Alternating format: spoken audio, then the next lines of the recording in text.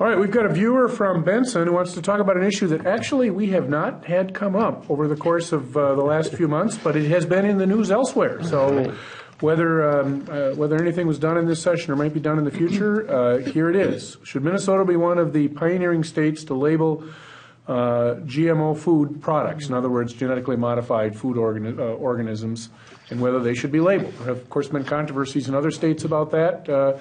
I don't know, Senator Ham, should we start with you? What's the status of that? This has been an issue that has been around for a while. I served on the Ag Committee for 8 years in the Senate, and this was something that seemed like almost every year we dealt with in some way. And I think the real issue is, for a lot of the ag interests, is the concern about putting a label on something that they believe is really not necessary, and it causes a certain level of concern among the members of the public, and they think that it might have a detrimental effect on their operation, their business. So they have been a little bit resistant to doing this. I think there are compromises that are probably at some point going to be worked out, but I don't think that we've really gotten that sorted out yet. But there are concerns from the ag interests that doing this labeling might just cause alarm when none is needed, and that might be detrimental to their business. And I think the other side of that, people's right to know, there were bills introduced in both the House and the Senate, and there were hearings, but no real, no final resolution. And I think there's some complexity because in some cases, people feel that there are parts of this that perhaps would be better dealt with at the federal level. I think that's part of it. You're right. I think that's because a lot of the food industry are multi-state or even international, and if they have to comply with separate regimens of regulation in all the different jurisdictions, then it becomes a nightmare to try to work out and very costly.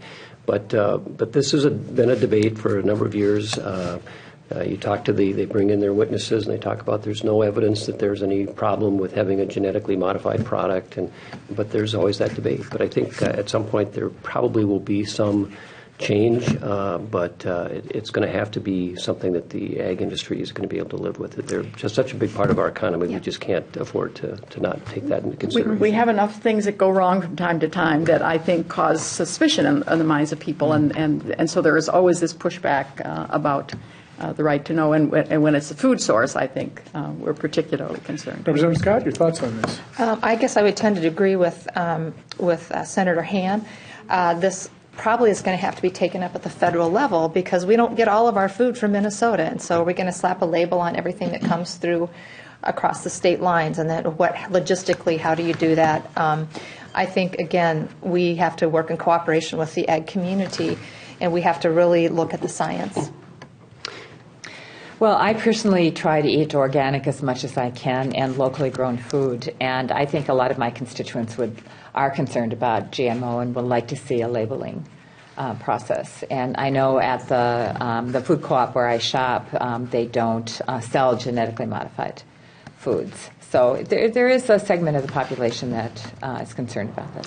I spent almost 30 years working for a food manufacturing business before I came to the legislature, and labeling of food products is a big deal, and it's a huge expense. And even with what we have to do today to try to make sure that whenever you change a product, an ingredient, we were making sandwich products, what could be simpler, ham, cheese, bread, but even changing one little thing in a product would require that you have to completely redo the label. There's a certain cost associated with that, and there's also, if you've got more stringent requirements and liability issues, it's a big deal for companies to comply with these things. And I think that's one of the real concerns they have is, do we need to go through this expense and the rigmarole and the complexity, especially if there is not a good need for it? And I think that's the debate. I think there are people who want to know this, and you have to try to find a way to satisfy people, because I think everybody wants to have transparency, but do it in a way that isn't going to be such a burden to the industry that they can't make it work. Now, there's part of the agricultural community that prefers to be a little more clear about where food is coming from, because to the locally grown, I mean, obviously in Minnesota, the agricultural community would like to think that we identify if it's coming from another country, or for their own marketing of their product, I think there's an advantage for them. So there's a part of the agricultural community that has an interest in source of food also. So just for our viewers to understand, nothing happened this session. Stay tuned. Right. January 6th, we'll be back at it and probably have an opportunity to talk about it then, right?